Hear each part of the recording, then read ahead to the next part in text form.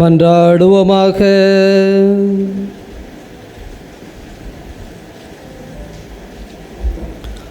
இதய அமைதியை இறைவா,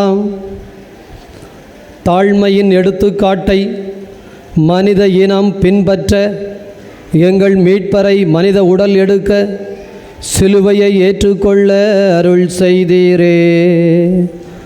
அதனால் நாங்கள் அவரது பொறுமையை கற்றுக்கொண்டு அவரது உயிர்ப்பில் பங்கேற்க தகுதி பெறுவோமாக. உம்மோடு யாரின் ஒன்றிப்பில் இறைவனாய் என்றென்றும் வாழ்ந்து ஆட்சி செய்கின்ற எங்கள் ஆண்டவரும் உம் திருமகனுமாகிய அதே கிறிஸ்து வழியாக உமை மன்றாடுகின்றோம்.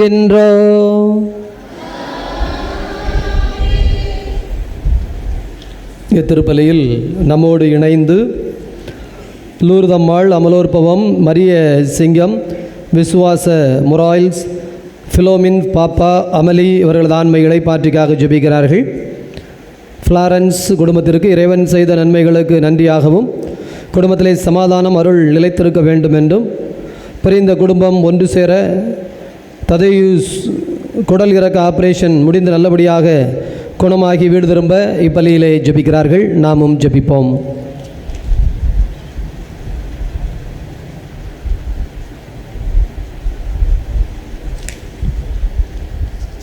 முதல் வாசக முன்னுரை. பழைய ஏற்பாட்டில் மிகச்சிறந்த பகுதியாக ஏற்றுக்கொள்ளப்படும் இன்றைய முதல் வாசகம் இறைவாக்கினர் எசையாவின் துன்புறும் ஊழியர் பாடலின் வரிகள் என்பதை அறிந்து கொள்வோம். இஸ்ரேல் மக்கள் பாபிலோனின் அடிமைகளாயிருந்தபோது ஆண்டவரின் ஊழியர் பாடும் துன்ப துயர நிகழ்வுகளை பற்றி இறைவாக்கினர் எசையா கூறுகின்றார்.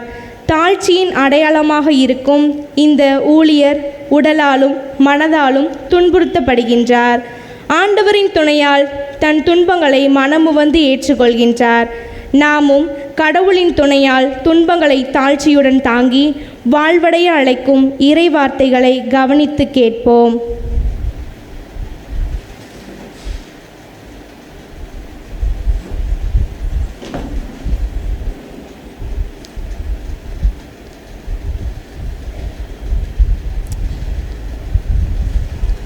முதல் வாசகம். நிந்தனை செய்வோருக்கு என் முகத்தை மறைக்கவில்லை, இழிநிலையை நான் அடைவது இல்லை என்று அறிவேன். இறைவாக்கினர் எசாயா நூலிலிருந்து வாசகம். அதிகாரம் 50, இறை வார்த்தைகள் 4 முதல் 7 முடிய. இறைவாக்கினர் எசாயா நூலிலிருந்து வாசகம். அதிகாரம் 50, இறை வார்த்தைகள் 4 முதல் 7 முடிய. நலிந்தவனை நல்வாக்கால் ஊக்குவிக்கும் அறிவை நான் பெற்றிட ஆண்டவராகிய என் தலைவர் கற்றோனின் நாவை எனக்கு அளித்துள்ளார். காலைதோறும் அவர் என்னை தட்டி எழுப்புகின்றார். கற்போர் கேட்பது போல் நானும் செவி கொடுக்கச் செய்கின்றார். ஆண்டவராகிய என் தலைவர் என் செவியை திறந்துள்ளார். நான் கிளர்ந்தெழவும் இல்லை, விலகிச் செல்லவும் இல்லை. அடிப்போருக்கு என் முதுகையும் தாடியை பிடுங்குவோருக்கு என் தாடையையும் ஒப்புவித்தேன். நிந்தனை செய்வோருக்கும் காரி உமிழ்வோருக்கும் என் முகத்தை மறைக்கவில்லை. ஆண்டவராகிய என் தலைவர் துணை நிற்கின்றார். நான் அவமானம் அடையேன். என் முகத்தை கற்பாறை ஆக்கி கொண்டேன். இழிநிலையை நான் அடைவதில்லை என்று அறிவேன். இது ஆண்டவர் வழங்கும் அருள்வாக்கு.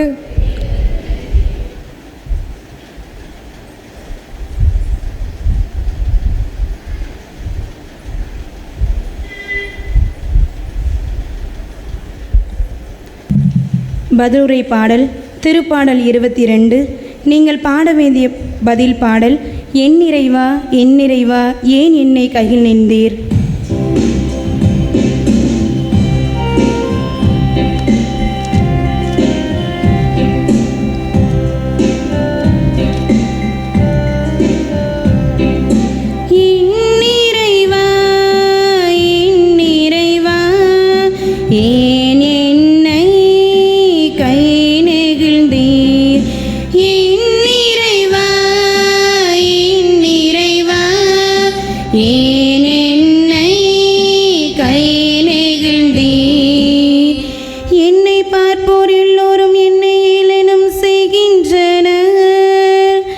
உதட்டை பிதுக்கி தலையை அசைக்கின்றனர். ஆண்டவர் மீது நம்பிக்கை வைத்தானே அவர் மேற்கட்டும்.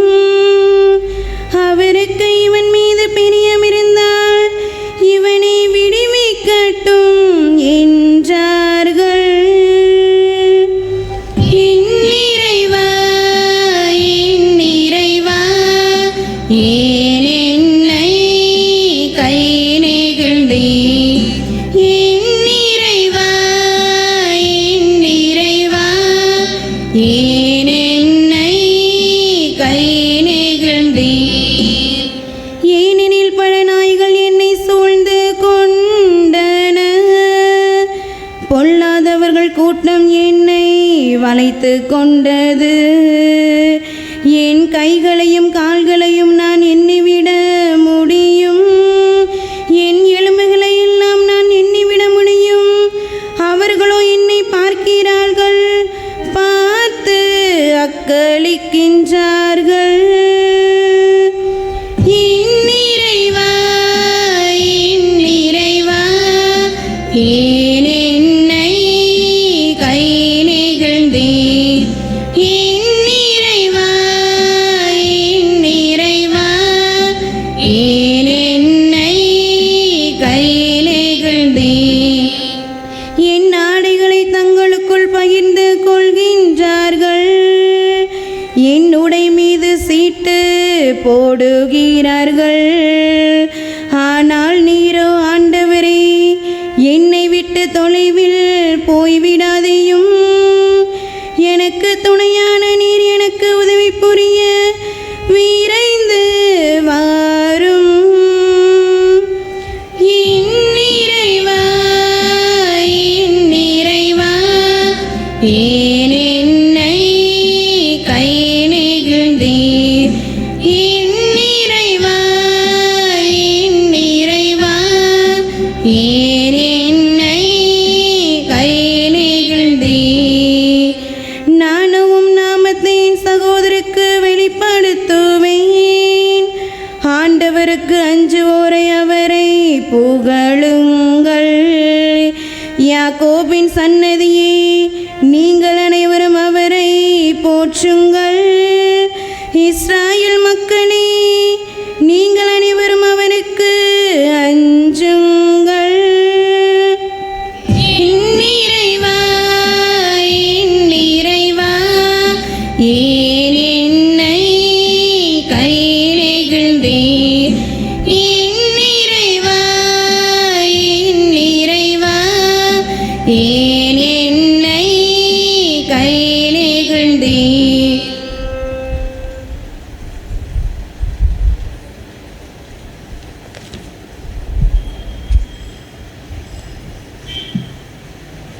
இரண்டாம் வாசக முன்னுரை. கிறிஸ்துவின் தாழ்மை மற்றும் உயர்வு பற்றிய சிறப்பான கிறிஸ்தியல் பாடல் இன்றைய இரண்டாம் வாசகமாக இன்று நமக்கு கொடுக்கப்பட்டுள்ளது.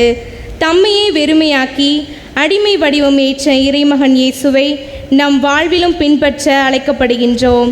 தந்தையாம் கடவுளின் மாட்சிக்காக இயேசுவே ஆண்டவர் என்று நம்மையும் அறிக்கையிட அழைக்கும் புனித பவுலின் கடித வாசகத்தை உணர்ந்து கேட்போம்.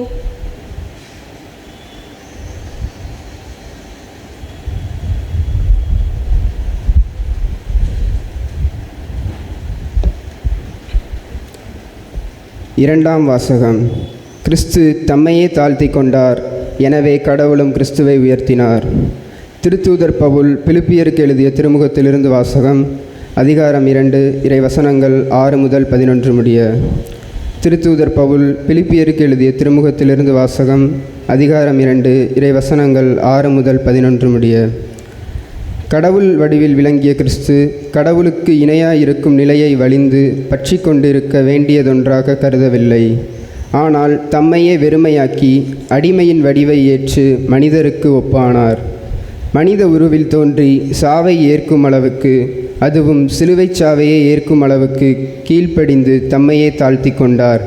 எனவே கடவுளும் அவரை மிகவே உயர்த்தி எப்பெயருக்கும் மேலான பெயரை அவருக்கு அருளினார். ஆகவே இயேசுவின் பெயருக்கு விண்ணவர், மன்னவர், கீழுலகோர் அனைவரும் மண்டியிடுவர். தந்தையாம் கடவுளின் மாட்சிக்காக இயேசு கிறிஸ்து ஆண்டவர் என எல்லா நாவுமே அறிக்கையிடும். இது ஆண்டவர் வழங்கும் அருள்வாக்கு.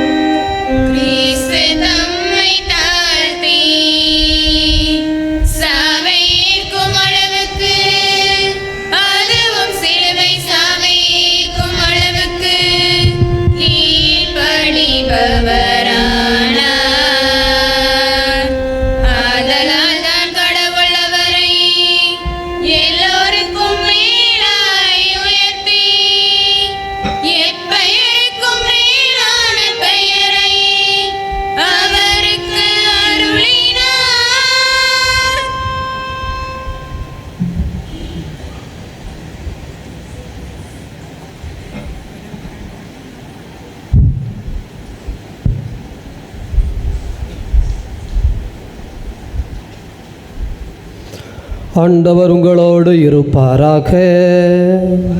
ஆன்மாவோடும் இருப்பாராக. தூய மார்க் எழுதியபடி நம் ஆண்டவராகிய இயேசு கிறிஸ்துவின் திருப்பாடுகள். ஆண்டவரே உமக்கு புகழ். தூய மார்க் எழுதியபடி நம் ஆண்டவராகிய இயேசு கிறிஸ்துவின் திருப்பாடுகள் 14வது அதிகாரத்தில் 1வது வசனத்திலிருந்து 15வது அதிகாரத்தில் 47வது வசனம் முடிய நாம் இப்போது தியானிக்கின்றோம். பாஸ்கா என்னும் பொழிப்பற்ற அப்ப விழா நிகழ இன்னும் 2 நாட்கள் இருந்தன. தலைமை குருக்களும் மறைநூல் அறிஞரும் இயேசுவை எவ்வாறு சூழ்ச்சியாய் பிடித்து கொலை செய்யலாம் என்று வழி தேடிக் கொண்டிருந்தனர். ஆயினும் விழாவின் போது வேண்டாம், ஒருவேளை மக்களிடையே கலகம் ஏற்படக்கூடும் என்று நினைத்தனர். இயேசு பெத்தானியாவில் தொழுநோயாளர் சீமோன் இல்லத்தில் இருந்தார். அங்கே பந்தியில் அமர்ந்திருந்த போது இலாமிச்சை நறுமண தைலம் கொண்ட படிகச் சிமிழுடன் பெண் ஒருவர் வந்தார். அந்த தைலம் கலப்பற்றது, விலை உயர்ந்தது. அவர் அப்படிகைச் சிமிழை உடைத்து இயேசுவின் தலையில் ஊற்றினார். ஆனால் அங்கிருந்த சிலர் கோபமடைந்து, இந்த தைலத்தை இவ்வாறு வீணாக்குவதேன்? இதை 300 தெனாரியத்துக்கும் மேலாக விற்று ஏழைகளுக்கு கொடுத்திருக்கலாமே என்று தங்களுக்குள் பேசிக்கொண்டனர். அப்பெண் மீதும் சீறி எழுந்தனர். இயேசு அவர்களிடம், அவரை விடுங்கள், ஏன் அவருக்கு தொல்லை கொடுக்கிறீர்கள்? அவர் எனக்கு செய்தது முறையான செயலே. ஏனெனில் ஏழைகள் எப்போதுமே உங்களோடு இருக்கிறார்கள். நீங்கள் விரும்பும் போதெல்லாம் அவர்களுக்கு நன்மை செய்ய முடியும். ஆனால் நான் எப்போதும் உங்களோடு இருக்கப் போவதில்லை. இவர் தம்மால் இயன்றதை செய்தார். என் அடக்கத்திற்காக இவர் முன்னதாகவே என் உடலுக்கு தைலம் பூசிவிட்டார். உலகம் முழுவதும் எங்கெல்லாம் நற்செய்தி அறிவிக்கப்படுமோ அங்கெல்லாம் இவர் செய்ததும் எடுத்து கூறப்படும். இவரும் நினைவு கூறப்படுவார் என உறுதியாக உங்களுக்கு சொல்லுகிறேன் என்று கூறினார். 12 ஒருவனாகிய யூதாஸ் இஸ்காரியோத்து இயேசுவை காட்டிக் கொடுக்கும் நோக்கத்தோடு தலைமை குருக்களிடம் சென்றான். அவர்கள் அதை அறிந்து மகிழ்ச்சியுற்று அவனுக்கு பணம் கொடுப்பதாக வாக்களித்தனர். அவனும் அவரை எப்படி காட்டிக் கொடுக்கலாம் என்று வாய்ப்பு தேடிக்கொண்டிருந்தான். பொழிப்பற்ற அப்ப விழாவின் முதல் நாள் வந்தது. பாஸ்கா ஆட்டுக்குட்டியை பலியிடும் அந்நாளில் இயேசுவின் சீடர், நீர் பாஸ்கா விருந்துண்ண நாங்கள் எங்கே சென்று ஏற்பாடு செய்ய வேண்டும் என விரும்புகிறீர் என்று கேட்டார்கள். அவர் பின்வருமாறு கூறி தம் சீடருள் 2 அனுப்பினார். நீங்கள் புறப்பட்டு நகருக்குள் செல்லுங்கள். மண்குடத்தில் தண்ணீர் சுமந்து கொண்டு ஒரு ஆள் உங்களுக்கு எதிரே வருவார். அவர் பின்னே செல்லுங்கள். அவர் எந்த வீட்டுக்குள் செல்லுகிறாரோ அந்த வீட்டின் உரிமையாளரிடம், நான் என் சீடர்களோடு பாஸ்கா விருந்து உண்பதற்கான என் அறை எங்கே என்று போதகர் கேட்கச் சொன்னார் என்று கூறுங்கள். அவர் மேல் மாடியில் ஒரு பெரிய அறையை காட்டுவார். அது தேவையான வசதிகளோடு தயார் நிலையில் இருக்கும். அங்கே நமக்கு ஏற்பாடு செய்யுங்கள் என்றார். சீடர்கள் சென்று நகரை அடைந்து தங்களுக்கு அவர் சொல்லியவாறே அனைத்தையும் கண்டு பாஸ்கா விருந்துக்கு ஏற்பாடு செய்தார்கள். மாலை வேளையானதும் இயேசு பன்னிருவரோடு வந்தார். அவர்கள் பந்தியில் அமர்ந்து உண்டு கொண்டிருந்த பொழுது இயேசு, என்னோடு உண்ணும் உங்களுள் ஒருவன் என்னை காட்டிக் கொடுப்பான் என உறுதியாய் உங்களுக்கு சொல்லுகிறேன் என்றார். அவர்கள் வருத்தமுற்று ஒருவர் பின் ஒருவராக, நானோ என்று அவரிடம் கேட்கத் தொடங்கினார்கள். அதற்கு அவர், அவன் பன்னிருவருள் ஒருவன், என்னுடன் பந்தியில் தொட்டு உண்பவன். மானிட மகன் தம்மை பற்றி மறைநூலில் எழுதியுள்ளவாறே போகிறார்.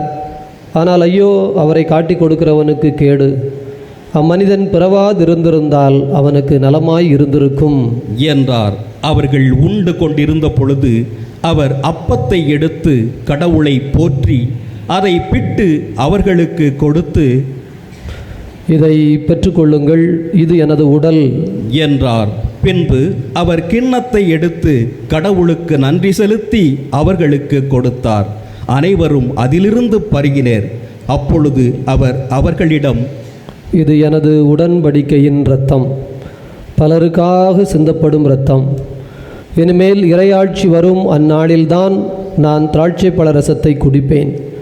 அதுவரை ஒருபோதும் குடிக்க மாட்டேன் என உறுதியாய் உங்களுக்கு சொல்லுகிறேன் என்றார். அவர்கள் புகழ் பாடல் பாடிவிட்டு ஒலிவ மலைக்குச் சென்றார்கள். இயேசு அவர்களிடம், நீங்கள் அனைவரும் ஓடி போவீர்கள், ஏனெனில் ஆயரை வெட்டுவேன், அப்போது ஆடுகள் சிதறடிக்கப்படும் என்று மறைநூலில் எழுதியுள்ளது. ஆனால் நான் உயிருடன் எழுப்பப்பட்ட பின்பு உங்களுக்கு முன்பே கல்லியாவுக்கு போவேன் என்றார். பேதுரு அவரிடம், எல்லாரும் ஓடி போய்விட்டாலும் நான் அவ்வாறு செய்ய மாட்டேன் என்றார். இயேசு அவரிடம், இன்றிரவில் சேவல் இருமுறை கூவும் முன் மும்முறை நீ என்னை மறுதலிப்பாய் என உனக்கு சொல்லுகிறேன் என்றார். அவரோ, நான் உம்மோடு சேர்ந்து இறக்க வேண்டியிருந்தாலும் உம்மை ஒருபோதும் மறுதலிக்க மாட்டேன் என்று மிக அழுத்தமாக சொன்னார். அப்படியே அவர்கள் அனைவரும் சொன்னார்கள். பின்னர் இயேசுவும் சீடர்களும் கெட்சமனி என்னும் பெயர் கொண்ட ஓர் இடத்திற்கு வந்தார்கள். அங்கே அவர் தம் சீடரிடம், நான் இறைவனிடம் வேண்டும் வரை நீங்கள் இங்கேயே அமர்ந்திருங்கள் என்று கூறி பேதுரு, யாக்கோபு, யோவான் ஆகியோரை தம்முடன் கூட்டிச் சென்றார். அப்போது அவர் திகிலும் மனக்கலக்கமும் அடையத் தொடங்கினார்.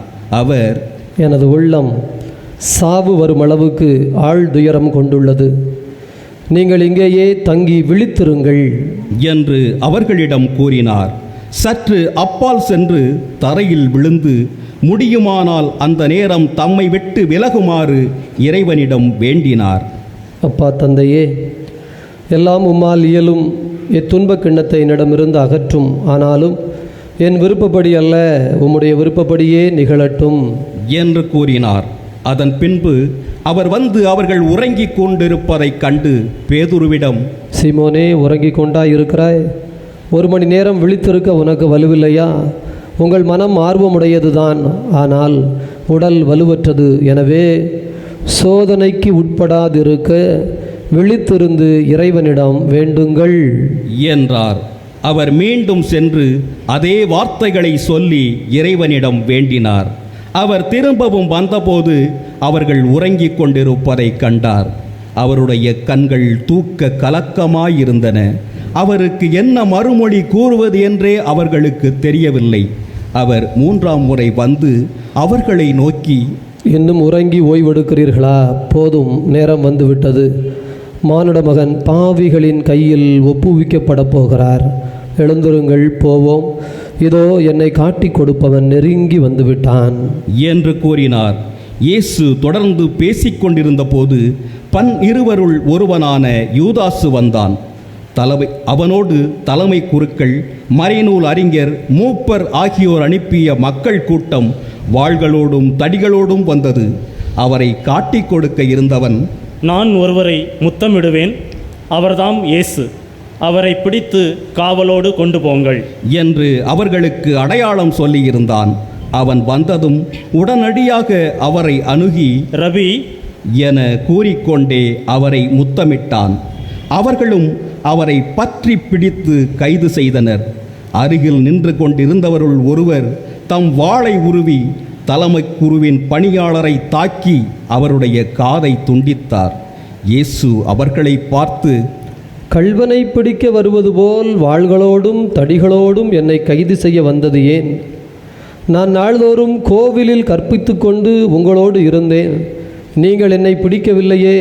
ஆனால் மறை நூலில் எழுதப்பட்டுள்ளவை நிறைவேற வேண்டும் என்றார். அப்பொழுது சீடர் அனைவரும் அவரை விட்டுவிட்டு தப்பி ஓடினர். இளைஞர் ஒருவர் தம் வெறும் உடம்பின் மீது ஒரு நாற்பட்டு துணியை போர்த்தி கொண்டு அவர் பின் சென்றார். அவரை பிடித்தார்கள். ஆனால் அவர் துணியை விட்டுவிட்டு ஆடையின்றி தப்பி ஓடினார். அவர்கள் இயேசுவை தலைமை குருவிடம் கூட்டிச் சென்றார்கள். எல்லா தலைமை குருக்களும் மூப்பர்களும் மறைநூல் அறிஞர்களும் ஒன்று கூடினார்கள். பேதுரு தொலைவில் அவரை பின்தொடர்ந்தார். தலைமை குருவின் வீட்டு உள்முற்றம் வரை வந்து காவலரோடு உட்கார்ந்து நெருப்பின் அருகே அவர் குளிர் காய்ந்து கொண்டிருந்தார். தலைமை குருக்களும் தலைமை சங்கத்தார் அனைவரும் இயேசுவுக்கு மரண தண்டனை விதிக்க அவருக்கு எதிராக சான்று தேடினர். ஆனால் ஒன்றும் கிடைக்கவில்லை. பலர் அவருக்கு எதிராக பொய் சான்று சொன்னார்கள். ஆனால் அச்சான்றுகள் ஒன்றுக்கு ஒன்று முரண்பட்டு இருந்தது. சிலர் எழுந்து, மனித கையால் கட்டப்பட்ட இந்த திருக்கோவிலை இடித்துவிட்டு கையால் கட்டப்படாத வேறொன்றை 3 நாளில் நான் கட்டி எழுப்புவேன் என்று இவன் சொல்ல கேட்டோம் என்று அவருக்கு எதிராக பொய் சான்று கூறினர். அப்படியும் அவர்களுடைய சான்று ஒத்து வரவில்லை.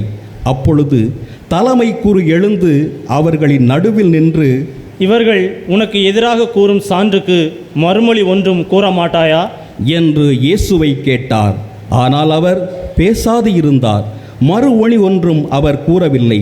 மீண்டும் தலைமை குரு, போற்றுதற்குரிய கடவுளின் மகனாகிய மெசியா நீதானோ என்று அவரை கேட்டார். அதற்கு இயேசு, நானே அவர். மேலும் மானிட மகன் வல்லவராம் கடவுளின் வலப்பக்கத்தில் வீற்றிருப்பதையும் வான மேகங்கள் சூழ வருவதையும் காண்பீர்கள் என்றார். தலைமை குருவோ தம் அங்கியை கிழித்து கொண்டு, இன்னும் நமக்கு சான்றுகள் தேவையா? இவன் கடவுளை பழித்துரைத்ததை கேட்டீர்களே, உங்களுக்கு என்ன தோன்றுகிறது என்று கேட்க அவர்கள் அனைவரும் இவன் சாக வேண்டியவன் என்று தீர்மானித்தார்கள்.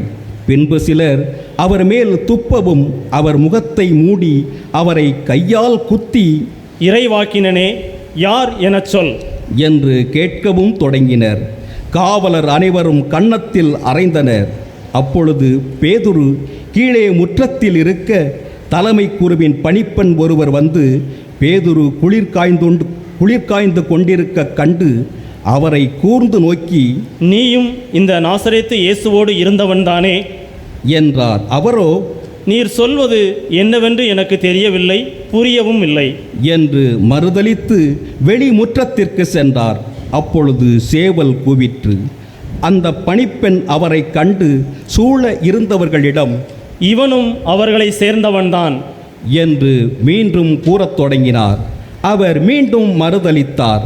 சற்று நேரத்திற்கு பின் சூழ இருந்தவர்களும், உண்மையாகவே நீ அவர்களை சேர்ந்தவனே, ஏனெனில் நீ ஒரு கலிலேயன் என்று மீண்டும் பேதுருவிடம் கூறினார். அவரோ, நீங்கள் குறிப்பிடுகின்ற இந்த மனிதனை எனக்கு தெரியாது என்று சொல்லி சபிக்கவும் ஆணையிடவும் தொடங்கினார். உடனே 2ஆம் முறை சேவல் கூவிற்று. அப்பொழுது சேவல் 2 முறை கூவுமுன், நீ என்னை 3 முறை மறுதலிப்பாய் என்று இயேசு தமக்கு கூறிய சொற்களை பேதுரு நினைவு கூர்ந்து மனம் உடைந்து அழுதார். பொழுது விடிந்ததும் மூப்பரோடும் மறைநூல் அறிஞரோடும் தலைமை சங்கத்தார் அனைவரோடும் தலைமை குருக்கள் ஆலோசனை செய்து இயேசுவை கட்டி இழுத்துச் சென்று பிலாத்துவிடம் ஒப்புவித்தனர். பிலாத்து அவரை நோக்கி, நீ யூதரின் அரசனா என்று கேட்க அவர், அவ்வாறு நீர் சொல்கிறீர் என்று பதில் கூறினார். தலைமை குருக்கள் அவர் மீது பல குற்றங்களை சுமத்தினார்கள். மீண்டும் பிலாத்து, நீ பதில் ஒன்றும் சொல்ல மாட்டாயா? உன் மீது இத்தனை குற்றங்களை சுமத்துகிறார்களே என்று அவரிடம் கேட்டான். இயேசுவோ எப்பதிலும் கூறவில்லை. ஆகவே பிலாத்து வியப்புற்றான். விழாவின் போது மக்கள் கேட்டுக்கொள்ளும் ஒரு கைதியை அவர்களுக்காக பிலாத்து விடுதலை செய்வதுண்டு. பரபா என்னும் கைதி ஒருவன் இருந்தான். ஒரு கலகத்தில் கொலை செய்த கலகக்காரரோடு பிடிப்பட்டவன் அவன். மக்கள் கூட்டம் வந்து வழக்கமாய் செய்வது போல ஒரு கைதியை விடுதலை செய்யுமாறு பிலாத்துவை வேண்டத் தொடங்கியது. அதற்கு பிலாத்து, யூதரின் அரசரை உங்களுக்காக நான் விடுதலை செய்ய வேண்டும் என்று விரும்புகிறீர்களா என்று கேட்டான். ஏனெனில் தலைமை குருக்கள் போராமையால் தான் அவரை ஒப்புவித்து இருக்கிறார்கள் என்று அவன் உணர்ந்திருந்தான். ஆனால் தலைமை குருக்கள் தங்களுக்கு பரபாவையே அவன் விடுதலை செய்ய வேண்டும் என கேட்குமாறு கூட்டத்தினரை தூண்டிவிட்டார்கள். பிலாத்து மீண்டும் அவர்களை பார்த்து, அப்படியானால் நீங்கள் யூதரின் அரசர் என்று குறிப்பிடும் இவனை நான் என்ன செய்ய வேண்டும் என்று கேட்டான். அவர்கள், அவனை சிலுவையில் அறையும் என்று மீண்டும் கத்தினார்கள். அதற்கு பிலாத்து, இவன் செய்த குற்றம் என்ன என்று கேட்க அவர்கள், அவனை சிலுவையில் அறையும் என்று இன்னும் உரக்க கத்தினார்கள். ஆகவே பிலாத்து கூட்டத்தினரின் விருப்பத்தை நிறைவேற்றும் வண்ணம் பரபாவை விடுதலை செய்து இயேசுவை கசையால் அடித்து சிலுவையில் அறையுமாறு ஒப்புவித்தான். பிறகு படை வீரர் அவரை ஆளுநர் மாளிகையின் முற்றத்திற்கு இழுத்து கொண்டு போய் படை பிரிவினர் அனைவரையும் கூட்டினர். அவருக்கு செந்நிற ஆடையை உடுத்தினர். ஒரு முள்மூடி பின்னி அவருக்கு சூட்டி, யூதரின் அரசே வாழ்க என்று அவரை வாழ்த்தத் தொடங்கினர். மேலும் கோலால் அவர் தலையில் அடித்து அவர் மீது துப்பி முழந்தாள் படியிட்டு அவரை வணங்கினர். அவரை ஏளனம் செய்த பின் செந்நிற ஆடையை கழட்டிவிட்டு அவருடைய ஆடைகளை அணிவித்து அவரை சிலுவையில் அறைவதற்காக வெளியே கூட்டிச் சென்றனர். அப்பொழுது அலெக்சாந்தர், ரூபு ஆகியோரின் தந்தையான சீரேன் ஊரைச் சேர்ந்த சீமோன் என்பவர் வயல்வெளியில் இருந்து வந்து கொண்டிருந்தார்.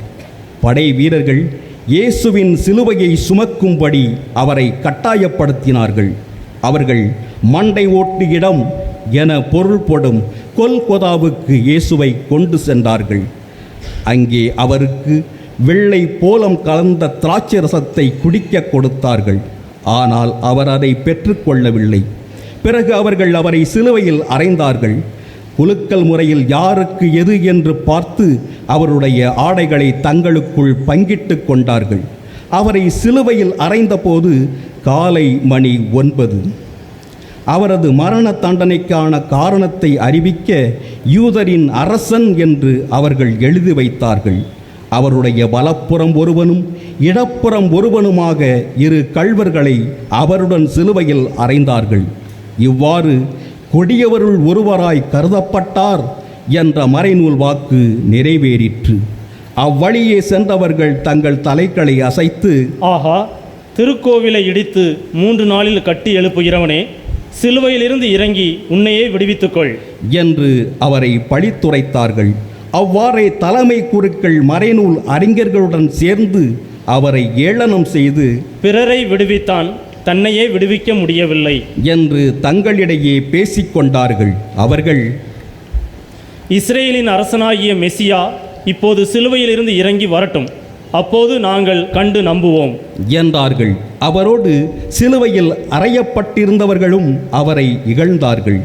நண்பகல் வந்தபோது நாடெங்கும் இருள் உண்டாயிற்று. பிற்பகல் 3 மணி வரை அது நீடித்தது. பிற்பகல் 3 மணிக்கு இயேசு, எலோயி எலோயி லமா சபத்தானி என்று உரக்க கத்தினார். என் இறைவா, என் இறைவா, ஏன் என்னை கைவிட்டீர் என்பது அதற்கு பொருள். சூழ நின்று கொண்டிருந்தவர்கள் சிலர் அதை கேட்டு, இதோ எலியாவை கூப்பிடுகிறான் என்றனர். அப்பொழுது அவர்களுள் ஒருவர் ஓடிச் சென்று கடற்பஞ்சை எடுத்து புளித்த திராட்சைரசத்தில் தோய்த்து அதை ஒரு கோலில் மாட்டி அவருக்கு குடிக்க கொடுத்து கொண்டே, பொறுங்கள், எலியா இவனை கீழே இறக்க வருவாரா பார்ப்போம் என்றார். இயேசுவோ உரக்க கத்தி உயிர் துறந்தார். அனைவரும் முழங்கால் படியிடுவோம்.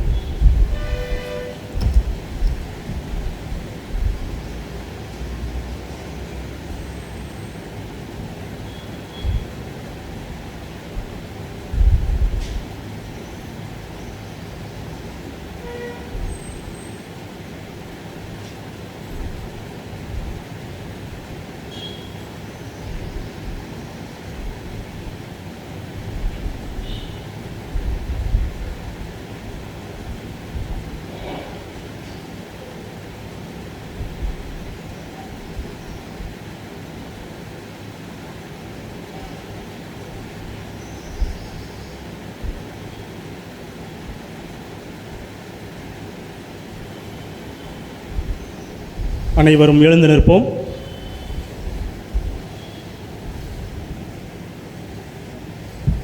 அப்பொழுது திருக்கோவிலின் திரை மேலிருந்து கீழ் வரை இரண்டாக கிழிந்தது. அவருக்கு எதிரே நின்று கொண்டிருந்த நூற்றுவர் தலைவர் அவர் இவ்வாறு உயிர் துறந்ததைக் கண்டு, இம்மனிதர் உண்மையாகவே இறைமகன் என்றார். பெண்கள் சிலரும் தொலைவில் நின்று உற்று நோக்கிக் கொண்டிருந்தனர். அவர்களுள் மகதல மரியாவும் சின்ன யாக்கோபு யோசே ஆகியோரின் தாயாகிய மரியாவும் சலோமி என்பவரும் இருந்தனர். இயேசு கலிலேயாவில் இருந்தபோது அவரை பின்பற்றி அவருக்கு பணிவிடை செய்து வந்தார்கள். அவருடன் எருசலேமுக்கு வந்திருந்த வேறு பல பெண்களும் அங்கே இருந்தார்கள். இதற்குள் மாலை வேளையாகிவிட்டது. அன்று ஓய்வு நாளுக்கு முந்தைய ஆயத்த நாளாக இருந்தபடியால் அரிமத்தியா ஊரைச் சேர்ந்த யோசேப்பு என்பவர் துணிவுடன் பிலாத்திடம் போய் இயேசுவின் உடலை கேட்டார். அவர் மதிப்புக்குரிய தலைமை சங்க உறுப்பினர். அவரும் இறையாட்சியின் வருகைக்காக காத்திருந்தவர். ஏற்கனவே இயேசு இறந்து விட்டதை குறித்து பிலாத்து வியப்படைந்து நூற்றுவர் தலைவரை அழைத்து, அவன் இதற்குள் இறந்து விட்டானா என்று கேட்டான். நூற்றுவர் தலைவரிடமிருந்து கேட்டு அறிந்ததும் உடலை அவன் யோசேப்பிடம் அளித்தான். யோசேப்பு மெல்லிய துணி ஒன்றை வாங்கி வந்து இயேசுவின் உடலை இறக்கி துணியால் சுற்றி பாறையில் வெட்டப்பட்டிருந்த கல்லறையில் கொண்டு வைத்தார். அதன் வாயிலில் ஒரு கல்லை உருட்டி வைத்தார். அங்கே அவரை எங்கே வைத்தனர் என்பதை மகதல மரியாவும் யோசேப்பின் தாய் மரியாவும் உற்று பார்த்து கொண்டிருந்தார்கள். ஆண்டவரின் அருள்வாக்கு.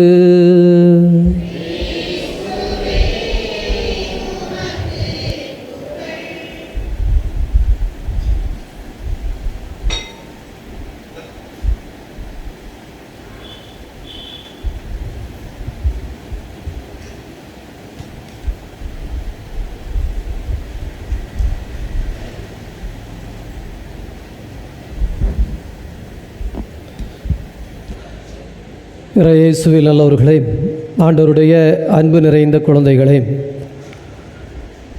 தவக்காலம் 40 நாட்கள் ஆண்டவருடைய சிலுவையின் பேரன்பை, இரக்கத்தை நாம் அனுபவித்து கொண்டு வருகிறோம். இந்த 40 நாட்களின் கிளைமாக்ஸ் என்று சொல்லப்படுகிற இறுதி கட்டம், இயேசுவினுடைய நிறைவு, சிலுவை பயணத்தினுடைய நிறைவு, அதை சிறப்பான முறைகளை கொண்டாடும் பொருட்டு இந்த புனித வாரத்திற்குள் நுழைந்திருக்கிறோம். இயேசு நமக்காக சிலுவை சுமந்தார். இது முதல் வரி. இந்த இயேசு நமக்காக சிலுவை சுமந்தது அவருடைய விருப்பம்.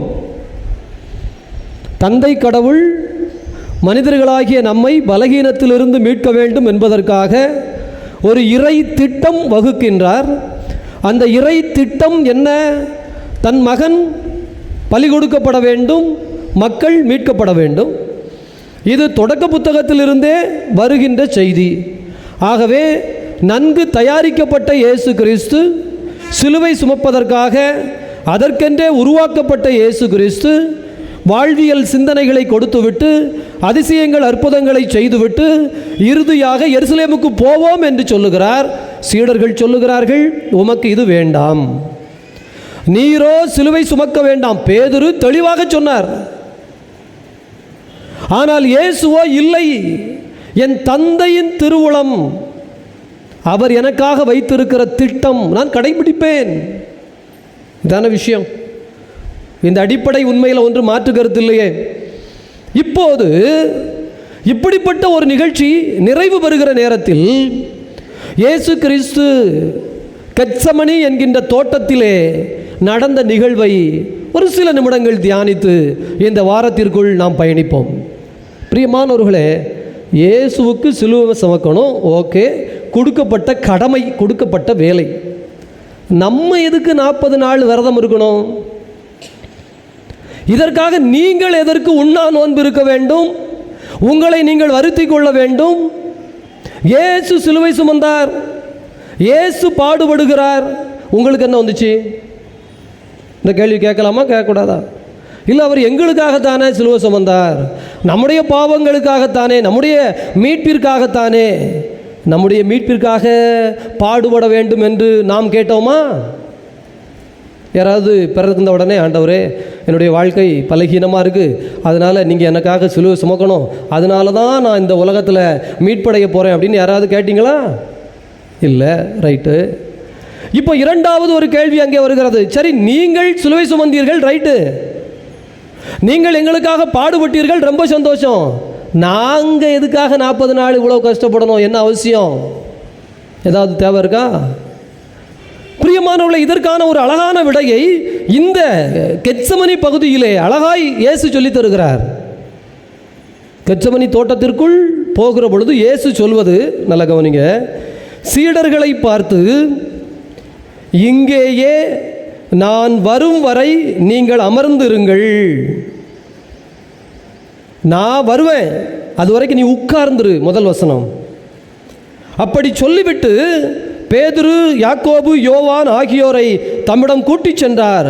அப்படி கூட்டிச் சென்ற பொழுது அவர் திகிலும் மனக்கலக்கமும் அடையத் தொடங்கினார். உட்கார்ந்துருங்க அப்படின்னு சொன்னது 12 சீடர்களுக்கு. அதற்கு பிறகு பார்த்தீர்கள் என்றால் 3 பேரை மட்டும் கூட்டிக் கொண்டு போகிறார்.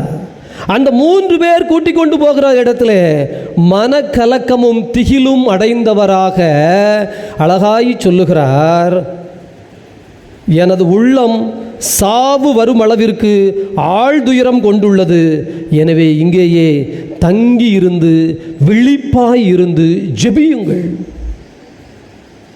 முதல்ல நீ உட்கார்ந்திருந்தா போதும்னு சொன்னவர் இந்த 3 பேரை அழைத்து கொண்டு போகிற பொழுது அவருடைய உள்ளம் திகிலடைந்து அவருடைய உள்ளத்திலே வருத்தமும் வலியும் வேதனையும் வந்த பொழுது, இதோ விழித்திருந்து ஜெபியுங்கள். 3 காரியம் ஆயிடுச்சா?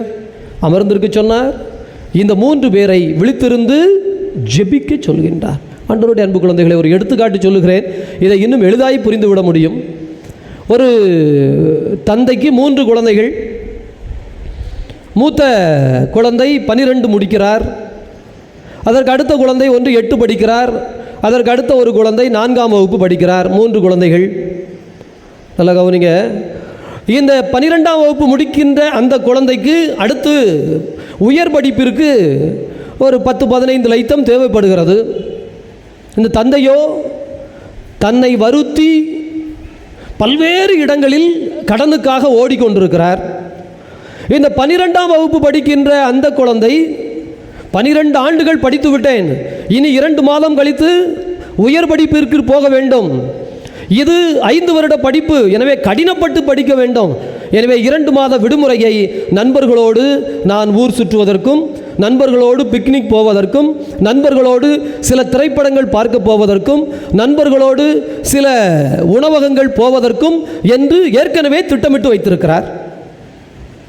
இந்த பசங்க எல்லாம் பேசுகிறான் ஒவ்வொரு தடவையும், மே மாதம் 2 மாதம் நம்ம நல்லா இருக்கிறோம்டா, ஜாலியாக இருக்கணும், ஏன்னா அடுத்து இன்னொரு சுமையை தூக்க வேண்டும் என்று திட்டமிட்டு இருக்கிறார்கள்.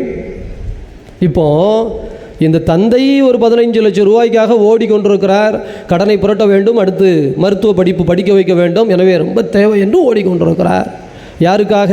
இந்த பையனுக்காகத்தான். ஆனால் இந்த பையனோ அவனுடைய தேவையோ வேறாக இருக்கிறது. அதனால் டெய்லி பசங்களை கூட்டிகிட்டு வீட்டில் வந்து உட்காடுறான், ஜாலியாக அரட்டை அடிக்கான், சத்தம் போடுறான், விளையாடுறான்.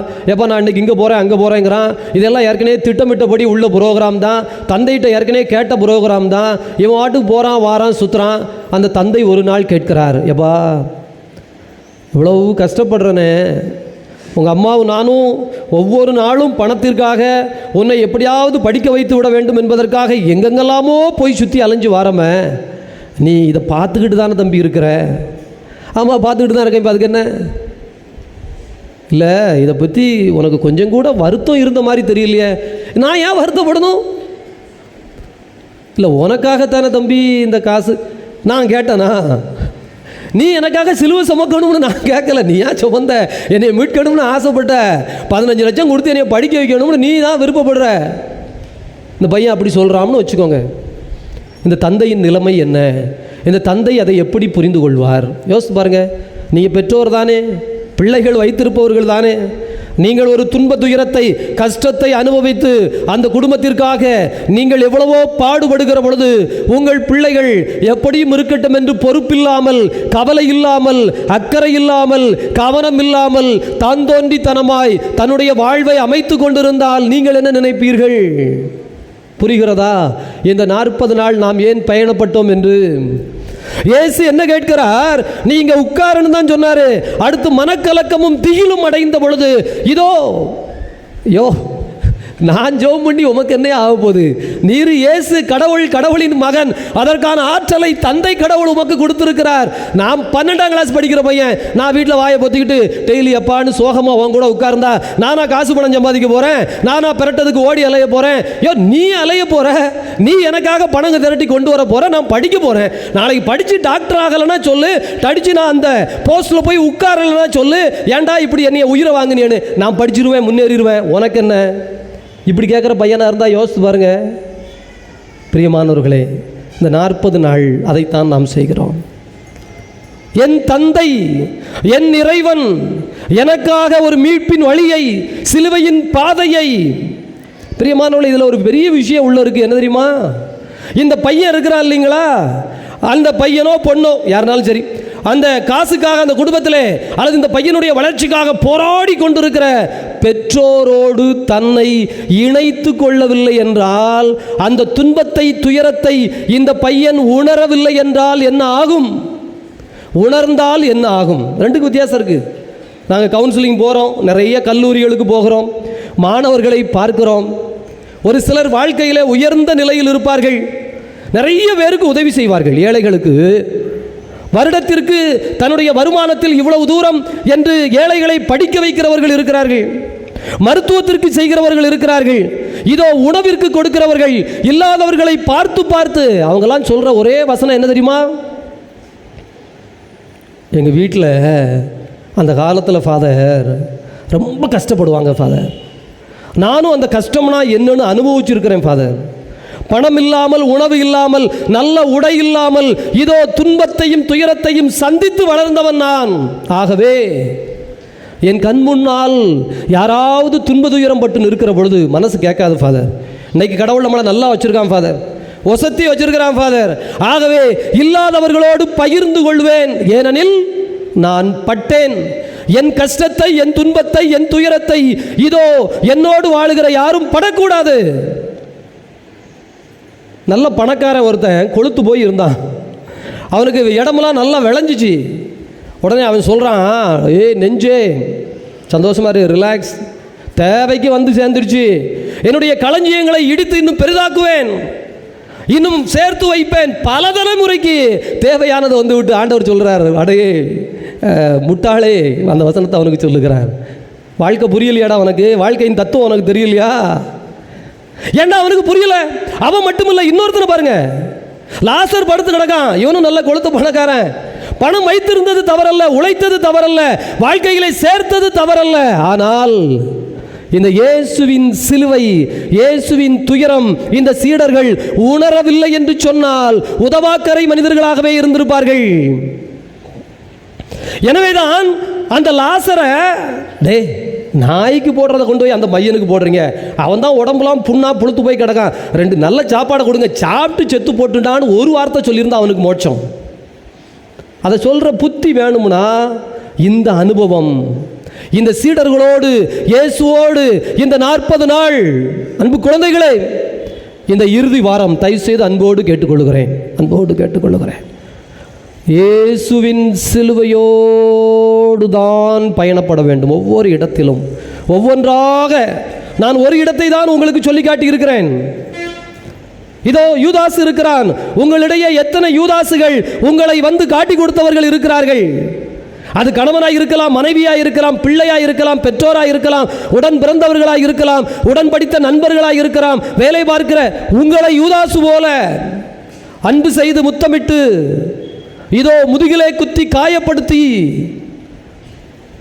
அப்போ நேரத்தில் நீங்கள் மனம் உடைந்து விடாமல் இருக்க, அந்த நேரத்தில் இறந்து விடாமல் இருக்க, அந்த நேரத்திலே வாழ்வே போதும் என்று கசந்து விடாமல் எழும்பி போக இந்த தவ பயணம், இந்த சிலுவை பயணம் இந்த வாரம் உதவி செய்யும். இயேசுவாகவே இருந்தாலும் மனக்கலக்கம் வந்தது, ஜெபிக்க வேண்டி இருந்தது. ஏன் நல்ல நண்பர் பேதுரு, யோசித்து பாருங்க, தயவுசெய்து வேடிக்கை பார்க்காதங்க. தீமை என்று தெரிந்தால் பாம்பை கண்டு ஓடுவது போல ஓடிவிடுங்கள். பேதுரு செய்த ஒரே பாவம், இயேசுநாதர் பேதுருட்ட இத்தனைக்கும் சொல்றாரு, இங்க பாரு, 2 தடவை சேவல் கூமுன்னு 3 முறை மறுதளிக்க போகிறாய், கொஞ்சம் எச்சரிக்கையாரு, நல்லா ஜெபம் பண்ணு அப்படின்னு. ஆனால் பேதுருவோ அந்த வேடிக்கை பார்க்க போகாமல் இருந்திருந்தால் மறுதளித்திருப்பாரா? மற்ற சீடர்களைப் போல ஓடி போயிருந்தால் ஒரு பாவம் குறைஞ்சிருக்கும்ல. மறுதளித்தது மட்டுமல்ல, சபிக்கவும் ஆணையிடவும் தொடங்கினார். இயேசுனா யாருன்னே தெரியாது, அது எந்த காட்டு போயிட தெரியாது, யாருன்னே தெரியாது. இது நமக்கு தேவையா? எனவே தான் விண்ணுலகில் இருக்கிற எங்கள் தந்தையை ஜெபத்தில் இயேசுநாதர் கேட்கிறது ரொம்ப சிம்பிள் தான். அண்ணனைக்கு சாப்பாடு தான், இல்லைன்னா நான் திருடனா மாறினாலும் மாறிடுவேன். ஆண்டவனே என்னை திருட வச்சிடாத, சாப்பாடு கொடுத்துரு. ஒன்று, நான் மன்னிச்சா என்னைய மன்னி, இல்லைன்னா என்னைய விட்டுரு. சோதனையில் என்னை பக்கம் போக விடாத. 4 பேர் குடிப்பவர்கள், குடிப்பழக்கம் அவர்களுக்கு. கொஞ்ச நாள் அவங்க கூட போனா நீயும் குடித்து விடுவாய். சோதனை என்று தெரிந்தால் விலகிவிடு, பாம்பை கண்டு விலகுவது போல. பிரியமானவர்களே, இந்த பேதுரு ஒரு எடுத்துக்காட்டு. அந்த சோதனையின் சூழலுக்குள், எதெல்லாம் சோதனையின் சூழலும், நான் வண்டி ஓட்டும் போது கூட இருக்கிற ஆளுக்கு அடிக்கடி சொல்லிட்டே இருப்பேன். ஒரு 3-4 பேர் முட்டிக்கிட்டு நிற்பான் ஒரு முக்கில், இவனும் போவான். நான் சொல்லுவேன், 2 நிமிஷம் நில்ல, அது சோதனையின் சூழல். நீ பரலோகத்திற்கிற மந்திரம் சொல்லுங்க, சொல்றது இல்லைன்னு நினைக்கிறேன், சொன்னா தெரியும். அது சோதனையின் சூழல். 2 நிமிஷம் இல்லை, 3 நிமிஷம் கழுத அந்த சிராஃபிக்கு முடியிட்டு அது பிறகு போ, நீயும் போகணும், நீயும் முட்டணும். தேவையா? ஒரு வண்டி ஓட்டுறதுக்காக மட்டும் சொல்லலை. பிரியமானவர்களே, இந்த தீபாவளி முடிஞ்ச மறுநாள் பார்த்தீங்கன்னா மத்திய சிறைச்சாலை நாங்கள் கவுன்சிலிங் போகும்போது நிறைய கேஸ் வரும். இந்த சிறையில் இருக்கிறவங்க சொல்லுவாங்க, நேற்று எவனுக்கு நேரம் சரி கிடையாது சாமி, ஏன்னா எவனாவது 2 வெடி போடுவான், எவனாவது 2 பேர் தண்ணி அடிச்சிருப்பான், இவனு உள்ளே போவான், சண்டையாயிரும். உனக்கு தேவையா? சோதனையின் சூழல் என்று தெரிந்தால் அந்த வீட்டில் நல்லா பொண்டாட்டி பிள்ளைகளோட கறி எடுத்து சாப்பிட்டு தூங்கினா மறுநாள் உனக்கு சிறைச்சாலை கிடையாது. நீ சோதனையை தவிர்த்தாய், அவ்வளவுதான். அன்பு குழந்தைகளே, ஒரு ஆள் வாக்குவாதம் பண்ணிக்கிட்டு இருக்காங்கன்னு தெரியுது, 2 பேர், உங்களுக்கு தெரியுது வாக்குவாதம் நடக்குன்னு தெரிஞ்சவொடனே பேசாமல் இன்னொரு வாசல் வழியாக வீட்டுக்கு போயிட்டீங்கன்னா உங்கள் வேலைக்கு எந்த தீமையும் இல்லை. நீங்கள் விளக்கு தீக்க போயிட்டு கடைசியில் விளக்கு தீக்க முடியாமல் உங்கள் மேலே பழி விழுந்த கதை நடந்திருக்கா, நடக்கலையா? சின்ன விஷயம். பேதுரு இயேசுவை பின்தொடர்ந்து போனதிலிருந்து இவ்வளவு விஷயம் இருக்குது. ஒரு 3 காரியம் சொல்லியிருக்கிறேன், தொடர்ந்து நீங்கள் வாசிக்க வேண்டும். இப்படி இயேசு எல்லா இடத்துலையும் பேசலை. பிலாத்து கேட்குறான், அவனை விடுவிக்க முடியும் சொல்லுன்னு, பேசலை. மேலிருந்து அருளப்படாவிட்டால் என் மீது உனக்கு எந்த அதிகாரமும் கிடையாது. நீங்க நினைச்சிட்டு இருக்கிறீங்க உங்களை யார் வேணாலும் என்ன வேணாலும் பண்ணிடலாம்னு. இல்ல, ஆண்டவன் அனுமதி கொடுக்கவில்லை என்றால் எதுவும் நடக்காது. நீ தைரியமா நில்லு, துணிஞ்சு நில்லு, எந்த சபையிலையும் நில்லு, ஆண்டவர் உன்னை விடுவிப்பார். எனவே ஆண்டவருடைய அன்பு குழந்தைகளை, ஒரு 10 நிமிடம் சில தியானங்கள் சொல்லி இருக்கிறேன். கண்களை மூடிக்கோங்க ஒரு நிமிஷம். ஒரு வாரம், ஒரே ஒரு வாரம், பிறகு முடிஞ்சிடும். நீங்கள் பயணித்தாலும் பயணிக்கவில்லை என்றாலும், நீங்கள் உணர்ந்தாலும் உணரவில்லை என்றாலும், நீங்கள் உள்ளே விரும்பி ஏற்றுக்கொண்டாலும் இல்லை என்று சொன்னாலும் ஒரே வாரம் முடிந்துவிடும். ஆண்டவருடைய அன்பு குழந்தைகளே,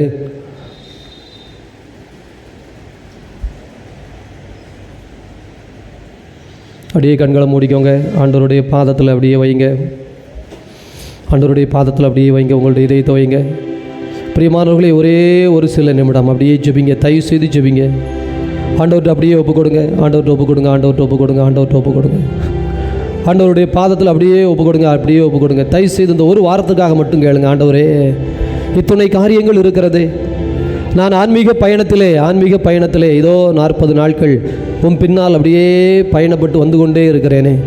ஆண்டவரே, இந்த இறுதி வாரத்திலே இதனுடைய பேராற்றலை, பேரருளை ஆண்டவரே நான் பெற்றுக்கொள்ள இதோ யூதாஸ் இருக்கிறான், பேதுரு இருக்கிறார், இதோ அங்கே இருந்த அந்த பிலாத்து இருக்கிறான், தலைமை குரு, இதோ படை வீரர்கள் இயேசுவை கொல்ல வேண்டும் என்று கொடுத்தால் கொன்றுவிட வேண்டியது தானே. அசிங்கப்படுத்தி அவமானப்படுத்தி அவரை காரி துப்பி அவரது தலையிலே முள்முடி அணிந்து, இதெல்லாம் அவர்களுடைய வஞ்சகம் இல்லையா? இதோ பொறாமையால் ஒப்பு கொடுத்தார்கள். ஆதி பெற்றோருடைய முதல் குழந்தைகள், ஆதாம் ஏவாளுடைய முதல் குழந்தைகள் காயின் ஆபேல் தன் சகோதரன் மீது கொண்ட பொறாமையால் அவனை கொன்று போட்டான். இங்கே இந்த தலைமை குருக்கள் கொண்ட பொறாமையால் இயேசுவை கொண்டார்கள். ஆண்டவரே, பொறாமை இல்லாத ஒரு வாழ்வை, பொறாமையின் சூழல் இல்லாத ஒரு வாழ்வை தகப்பனே அப்படியே ஜெபிச்சுட்டு வாங்க, யோசிச்சுட்டே வாங்க. இதோ இந்த 40 நாளின் இறுதி வாரம் பாதம் கழுவியவரே, சிலுவை சுமந்தவரே, வாழ்வித்தவரே, என் தகப்பனே வழி நடத்தும் ஐயா, வழி நடத்தும் ஐயா. உம்முடைய பிள்ளை நான் உருக்கத்தோடு இருக்கிறேன். உம் கரத்தை பிடித்துக்கொள்ள ஆசைப்படுகிறேன். ஒரு சில விதைகளாவது என் உள்ளத்திலே விழுந்து முளைக்க வரமும் ஆற்றலும் தாரும் தகப்பனே. ஒரு சில விதைகளாவது என் உள்ளத்தில் எழுந்து நிற்க, அந்த மரத்தில் நல்ல கனிகளை காய்த்து நான் என்னுடைய வாழ்வில் பசியார, நான் என்னுடைய வாழ்விலே துன்ப துயரங்களில் நீண்டு கொள்ள அருளும் ஆற்றலும் நிறைவாய் தாரும். நன்றி ஆண்டவரே, நன்றி தகப்பனே, வழி நடத்தும் ஐயா, தூய ஆவியை தாரும் ஐயா. ஆமேன். எழுந்து நின்று நம்முடைய நம்பிக்கை அறிக்கையிடுவோம்.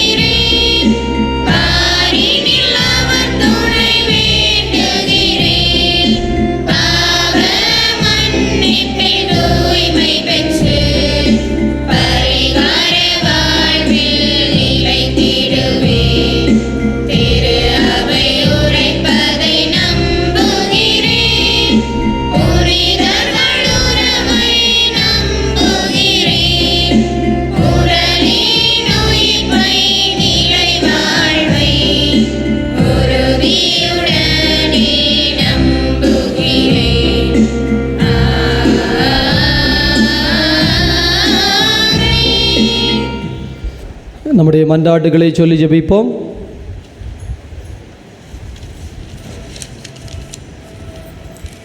கற்றோனின் நாவை கொண்டு திரு அவையை வழிநடத்தும் திருத்தந்தை, ஆயர்கள், குருக்கள், துறவிகள், கன்னியர்கள் மற்றும் பொது நிலையினர் அனைவரும் தங்கள் வாழ்வில் அவமானத்தையும் இழிநிலையையும் எதிர்கொண்டு கிறிஸ்துவை அறிவிக்க தேவையான உமது துணையையும் துணிவையும் என்னாலும் தந்தருள வேண்டுமென்று இறைவா உம்மை மன்றாடுகின்றோம்.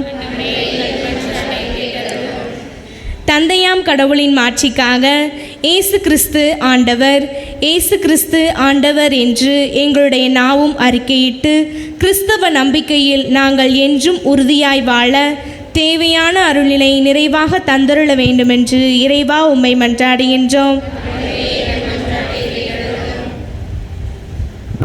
கடவுள் வடிவில் விளங்கிய அவர் அடிமையின் வடிவை ஏற்று மனிதருக்கு ஒப்பான இயேசுவை பின்பற்றி நாங்கள் உலக நாட்டங்களை விட்டுவிட்டு தாழ்ச்சியிலும் எளிமையிலும் வெறுமையிலும் வாழ தேவையான ஆற்றலை தந்தருள வேண்டும் என்று இறைவாமை மன்றாடுகிறோம்.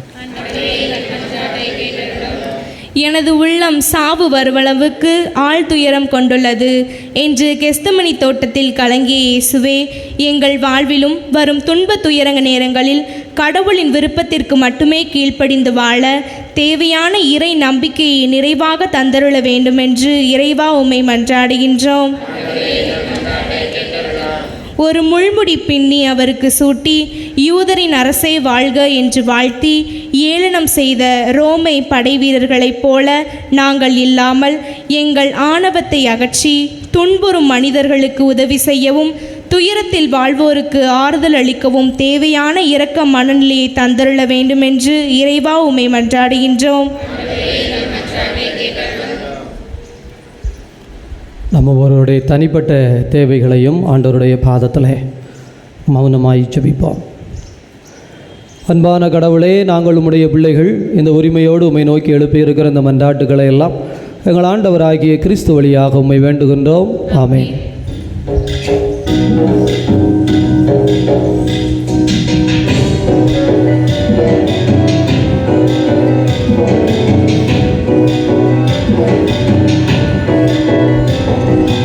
இதுவரைக்கும் தந்தது போலல்லாமலே புதியதாக்கி என்னையே உமக்கு தருகிறேன்.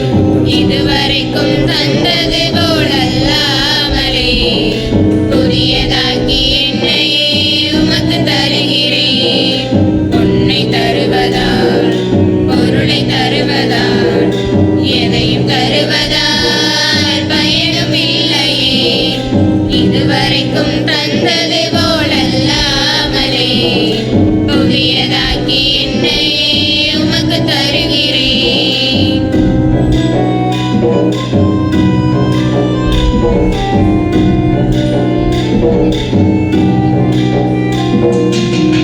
ஈரை மனிதர் தந்த செப்பு காசுதான் உமது பார்வையிலே உயர்ந்ததானதே. ஈரை மனிதர் தந்த செப்பு காசுதான் உமது பார்வையிலே உயர்ந்ததானதே. இதயம் விரியனும் கரங்கள் கொடுக்கணும். இதயம் விரியனும் கரங்கள் கொடுக்கணும். உன்னை போல தன்னை தந்த காணிக்கையாக, நல்ல காணிக்கையாக, உயிருள்ள காணிக்கையாக. இதுவரைக்கும் தந்தது போலல்லாமலே புதியதாக்கி என்னையே உமக்கு தருகிறேன். சகோதர சகோதரிகளே, உங்களுடையதும் என்னுடையதுமாக ஒப்புக் கொடுக்கப்படுகின்ற இப்பலி எல்லாம் வல்ல தந்தையாகிய இறைவனுக்கு ஏற்புடையதாகும்படி மன்றாடுங்கள். ஆண்டவர் தம் திருப்பெயரின் பகழ்ச்சிக்காகவும் ஆட்சிக்காகவும் நமது நன்மைக்காகவும் புனித திரு அவை அனைத்து நலனுக்காகவும் உமது கையிலிருந்து இப்பலியை ஏற்றுக்கொள்வாராக. இதய அமைதியே இறைவா, உமரே திருமகனின் பாடுகளால் நீர் எம்மீது கொண்டுள்ள இரக்கம் நெருங்கி வருவதாக. எங்கள் செயல்களால் தகுதியற்றவர்களாயினும் இந்த ஒரே பலியின் ஆற்றலால் உமது இரக்கத்தை முன்கூட்டியே நாங்கள் கண்டுணர்ந்து கொள்வோமாக. ஆண்டவராகிய கிறிஸ்து வழியாக உமை மன்றாடுகின்றோம். ஆண்டவர் உங்களோடு இருப்பாராக.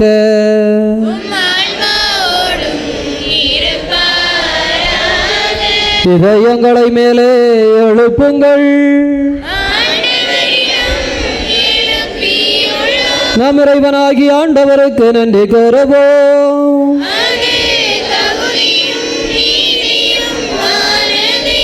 ஆண்டவரே, தூயவரான தந்தையே, என்றும் வாழும் இறைவா, நாங்கள் உமக்கு நன்றி செலுத்துவது எங்கள் கடமையும் மீட்புக்குரிய செயலுமாகும். மாசற்ற கிறிஸ்து பாவிகளுக்காக பாடுபடவும் தீயோரின் மீட்பிற்காக அநீதியாக தீர்ப்பிடப்படவும் திருவுளமானார். அவரது இறப்பு எங்கள் பாவங்களை போக்கியது, அவரது உயிர்த்தெழுதல் எங்களை உமக்கு ஏற்புடையவர் ஆக்கியது. ஆகவே விண்ணகத் தூதரோடு இணைந்து போற்றி புகழ்ந்து அக்களித்து நாங்கள் பாடுவதாவது: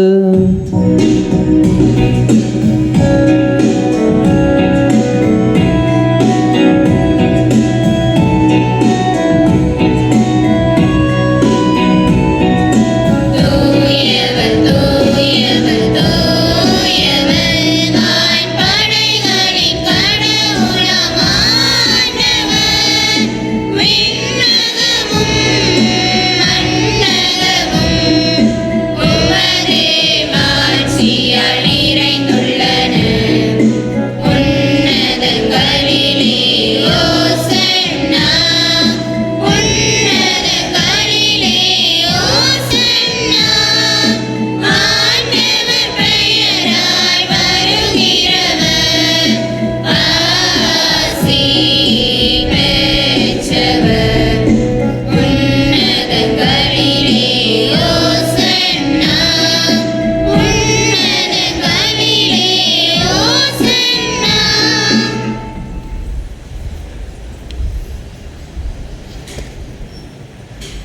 இதய அமைதியே இறைவா, நீர் மெய்யாகவே தூயவர், தூய்மை அனைத்திற்கும் ஊற்று. ஆகவே உம்முடைய தூய ஆவியை பொழிந்து காணிக்கைகளை புனிதப்படுத்த உம்மை வேண்டுகிறோம்.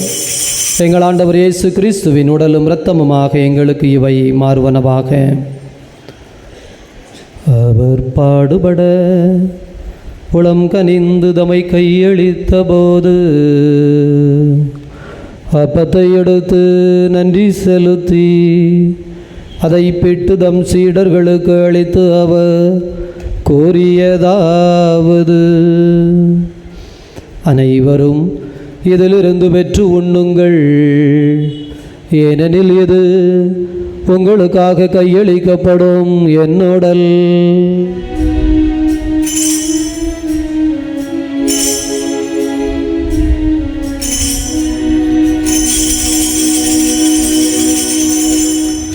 அவ்வண்ணமே இரவு விருந்தை அருந்தியபின் கிணத்தை எடுத்து மீண்டும் உமக்கு நன்றி கூறி தம் சீடர்களுக்கு அளித்து அவர் கூறியதாவது: அனைவரும் இதிலிருந்து பெற்று பருகுங்கள், ஏனெனில் இது புதிய நிலையான உடன்படிக்கைக்குரிய என் இரத்தத்தின் கிண்ணம். இது பாவ மன்னிப்புக்கென்று உங்களுக்காகவும் பலருக்காகவும் சிந்தப்படும். இதை என் நினைவாக செய்யுங்கள்.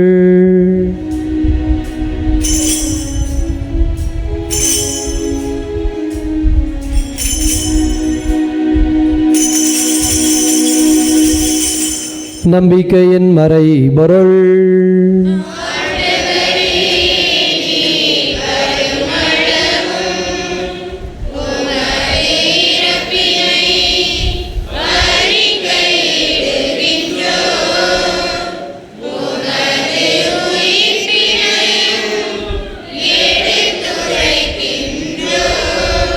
ஆகவே ஆண்டவரே, நாங்கள் கிறிஸ்தவன் இறப்பினையும் உயிர்ப்பினையும் நினைவு கூர்ந்து வாழ்வு தரும் அப்பத்தினையும் மீட்பளிக்கும் கிண்ணத்தினையும் ஒப்பு கொடுக்கின்றோம். உம் திரும்ப நின்று ஊழியம் புரிய தகுந்தவர்கள் என எங்களை ஏற்றுக்கொண்டீர். எனவே உமக்கு நன்றி செலுத்துகிறோம். மேலும் கிறிஸ்துவின் உடலிலும் இரத்தத்திலும் பங்கு கொள்ளும் எங்களை தூய் ஆவியானவர் ஒன்று சேர்க்க வேண்டுமென உம்மை தாழ்மையுடன் மன்றாடுகிறோம். ஆண்டவரே, உலகம் முழுவதும் பரவி இருக்கும் அது அவையை நினைவு கூர்ந்தருளும். சிறப்பாக எங்கள் திருத்தந்தை பிரான்சிஸ் எங்கள் ஆயிரம் தோணிச்சாமி மது அன்பின் குழந்தைகள் அனைவரையும் தெய்வீக அன்பினால் நிறைவு பெறச் செய்தருளும். உயிர்த்தெழுவோம் என்கின்ற எதிர்நோக்குடன் இறந்த அனைவரையும் மது திருமுக ஒளியினுள் ஏற்றுக்கொள்ளும் எங்கள் அனைவர் மீதும் இரக்கமாயிரும். கடவுளின் கன்னித்தாயான மாட்சிமிக்க மரியாள், புனித அப்போஸ்தலர், இவ்வுலகிலும் உகந்தவராய் இருந்த புனிதர் அனைவருடனும் நாங்கள் இலைவாழ்வில் பங்கு கொள்ளும் தகுதி பெற்று உம் திருமகன் இயேசு கிறிஸ்து வழியாக உம்மை புகழ்ந்தேத்து வரமருளும் உம்மை மன்றாடுகிறோம்.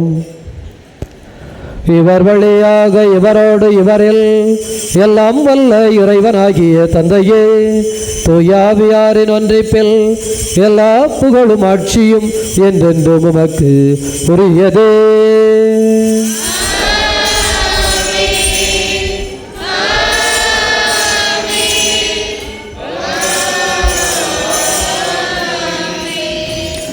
நம் ஆண்டவர் இயேசு கிறிஸ்து 2000 ஆண்டுகளுக்கு முன்னால் கற்றுக் கொடுத்த அதே ஜெபத்தை அப்படியே ஜெபிப்போம்.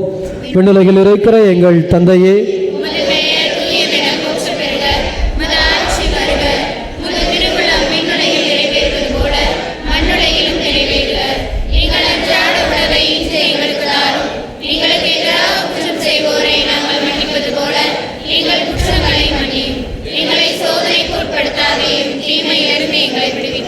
ஆண்டவரே, தீமையிலிருந்து விடுவித்து அமைதியை தந்தருளும். பாவத்திலிருந்து விடுதலை பெற்று நலமுடன் வாழச் செய்தருளும்.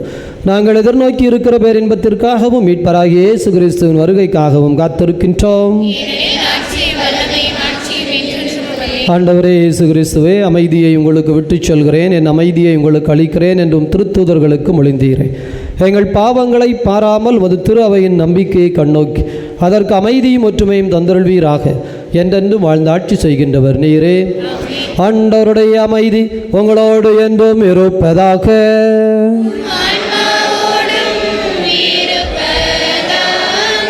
ஒருவருக்கொருவர் ஆண்டவர் தருகின்ற அமைதியை அறிவித்துக் கொள்வோம். உலகின் பாவங்களை போக்கும் இறைவனின் செம்மறியே, எங்கள் மேல் இரக்கமாயிரும்.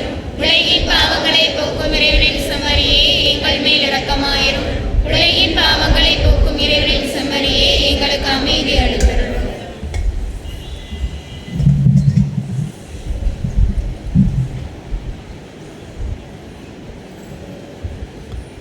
இதோ இறைவனின் செம்மறி, இவரே உலகின் பாவங்களை போக்குகின்ற தெய்வம். இந்த தெய்வத்தினுடைய விருந்துக்கு அழைக்கப்பட்டிருக்கிற நாம் அனைவரும் பேர் பெற்றவர்கள்.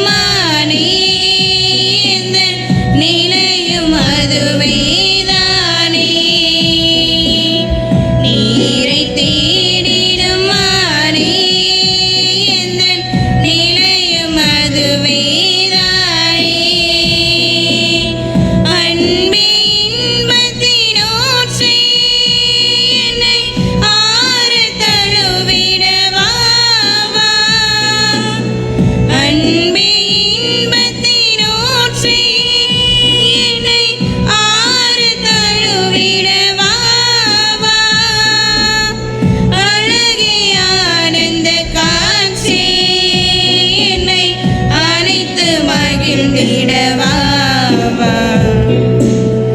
அழகிய ஆனந்த காட்சி என்னை அழைத்து மகிழ்ந்திடவா.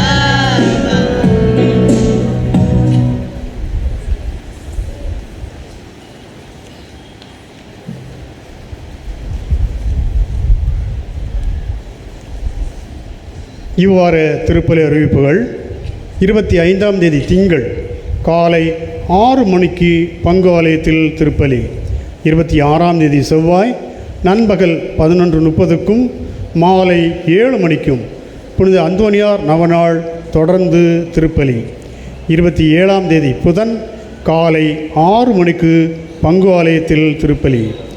28ஆம் தேதி புனித யாழன் ஆண்டவரின் ராவுணவு மாலை 7 மணிக்கு சுரண்டை விகே புதூர் ராஜகோபாலப்பேரியில் நடைபெறும். அன்று திருப்பலி, பாதம் கழும் சுடங்கு, இரவு 12 மணி வரை நற்கருணை ஆராதனை. 29ஆம் தேதி வெள்ளி புனித வெள்ளி வழிபாடுகள் மாலை 3 மணிக்கு சுரண்டை விகே புதூர் மற்றும் ராஜகோபாலப்பேரி.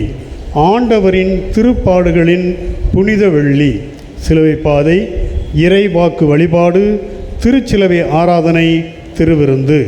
30ஆம் தேதி சனி நள்ளிரவு உயிர்ப்பு பெருவிழா வழிபாடுகள் 11 மணிக்கு சுரண்டை விகே புதூர் ராஜகோபாலப்பேரி. ஆண்டவரின் உயிர்ப்பு ஞாயிறு அன்று திரு ஒளி வழிபாடு, இறை வார்த்தை வழிபாடு, திருமுழுக்கு வழிபாடு, நற்கருணை வழிபாடு. குறிப்பு: புனித யாழன் அன்று பசுப்பினி ஒழிப்பு இயக்கத்திற்காக சிறப்பு காணிக்கை எடுக்கப்படும். தங்கள் இல்லங்களுக்கு கொடுக்கப்பட்ட உண்டியல்களை கொண்டு வரவும். 2. புனித வெள்ளி அன்று புனித நாடுகளின் பராமரிப்பிற்காக சிறப்பு காணிக்கை எடுக்கப்படும். 3. பாஸ்கா திருவிழிப்பு அன்று ஆலயத்தில் மெழுகுதிரிகள் விற்கப்படும். புனித யாழன் இரவு நற்கருணை ஆராதனை. ஆராதனையில் பங்கு பெறுவோர் 9 முதல் 9:30 வரை பாடகர்களு, 9:30 முதல் 10 மணி வரை புனித அந்தோனியார் மற்றும் மரியன்னை அன்பியம், 10 முதல் 10:30 வரை புனித சூசையப்பர் மற்றும் குழந்தை இயேசு அன்பியம், 10:30 முதல் 11 மணி வரை சகாய மாதா மற்றும் அன்னை தெரேசா அன்பியம், 11 முதல் 11:30 வரை புனித அந்தோனியார் ஜபக்குழு, 11:30 முதல் 12 மணி வரை பொது ஆராதனை. புனித வார நிகழ்வுகள் சிறப்பிப்போர். 28ஆம் தேதி யாழன் முதல் வாசகம் சூசியப்பர் அன்பியம், 2ஆம் வாசகம் குழந்தை இயேசு அன்பியம். 29ஆம் தேதி வெள்ளி முதல் வாசகம் புனித அந்தோனியார் ஜபக்குழு, 2ஆம் வாசகம் சகாய மாதா அன்பியம். 30ஆம் தேதி சனி முதல் வாசகம் அருள் சகோதரிகள், 2ஆம் வாசகம் அன்னை தெரேசா அன்பியம், 3ஆம் வாசகம் புனித அந்தோனியார் அன்பியம், 4ஆம் வாசகம் மரியன்னை அன்பியம். ஏற்கனவே அறிவிக்கப்பட்டபடி குடும்ப அட்டை வரவு கடந்த டிசம்பர் மாதம் வரை கட்டி முடிக்க அன்போடு கேட்டுக்கொள்ளப்படுகிறீர்கள். செபஸ்தியார் திருநாள் சம்பந்தமாக நன்கொடை கொடுப்பவர்கள் ஊர் பொறுப்பாளர்களும் கொடுக்கும்படி அன்புடன் கேட்டுக்கொள்கிறோம்.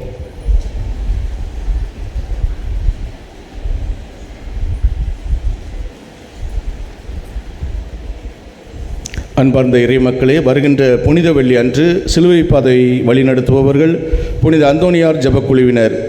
அதில் கலந்து கொண்டு சிலுவை பாதையை வாசிக்க முன்வருபவர்கள் விரும்புகிறவர்கள் புனித வியாழன் அன்று இரவு ஜபக்குழுவினரிடம் பெற்று படித்து கலந்து கொண்டு சிலுவை பாதையை சிறப்பிக்கும்படி அன்போடு அழைக்கின்றோம். சிலுவை பாதையில் சிலுவையை தூக்கி சுமப்பவர்கள் முதலாம் நிலை பங்குத்தந்தை அருட்சகோதரிகள் ஊர் பொறுப்பாளர்கள். 2ஆம் நிலை சிலுவை சுமப்பவர்கள் நற்கருணை வீரர் சபை பாலர் சபை. 3ஆம் நிலை சிலுவை சுமப்பவர்கள் வின்சென்தே பவுல் சபை புனித கிளேலியா அன்னை ஜபக்குழு. 4ஆம் நிலை சிலுவையை சுமப்பவர்கள் பிரான்சிஸ்கன் 3ஆம் சபை மரியாயின் சேனை. 5ஆம் நிலை சிலுவையை சுமப்பவர்கள் மாதா சபை பாடல் குழுவினர். 6ஆம் நிலை சிலுவை சுமப்பவர்கள் அந்தோனியார் அன்பியம். 7ஆம் நிலை சிலுவை சுமப்பவர்கள் மரியன்னை அன்பியம். 8ஆம் நிலை சிலுவை சுமப்பவர்கள் சூசையப்பர் அன்பியம். 9ஆம் நிலை சிலுவை சுமப்பவர்கள் குழந்தை இயேசு அன்பியம். 10ஆம் நிலை சிலுவை சுமப்பவர்கள் சகாயமாதா அன்பியம். 11ஆம் நிலை சிலுவை சுமப்பவர்கள் அன்னை தெரசா அன்பியம். 12ஆம் நிலை சிலுவை சுமப்பவர்கள் புனித அந்தோனியார் இளைஞர் இயக்கம். 13ஆம் நிலை சிலுவை சுமப்பவர்கள் அரசு பணியாளர்கள், ஆசிரியர்கள், ஆசிரியைகள். 14ஆம் நிலை சிலுவை சுமப்பவர்கள் புனித அந்தோனியார் ஜப குழுவினர்.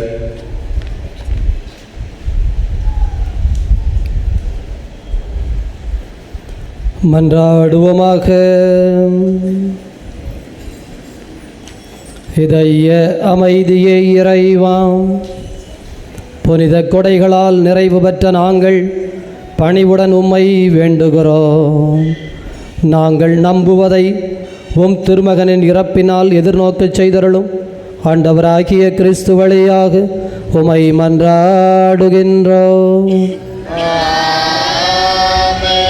ஆண்டவர் உங்களோடு இருப்பாராக.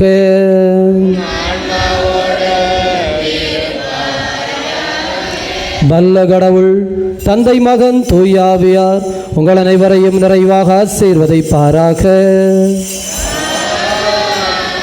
உயிர்த்த கடவுளின் உண்மை பிள்ளைகளாக சென்று வாழுங்கள். பேரின்பம் தொடரட்டும்.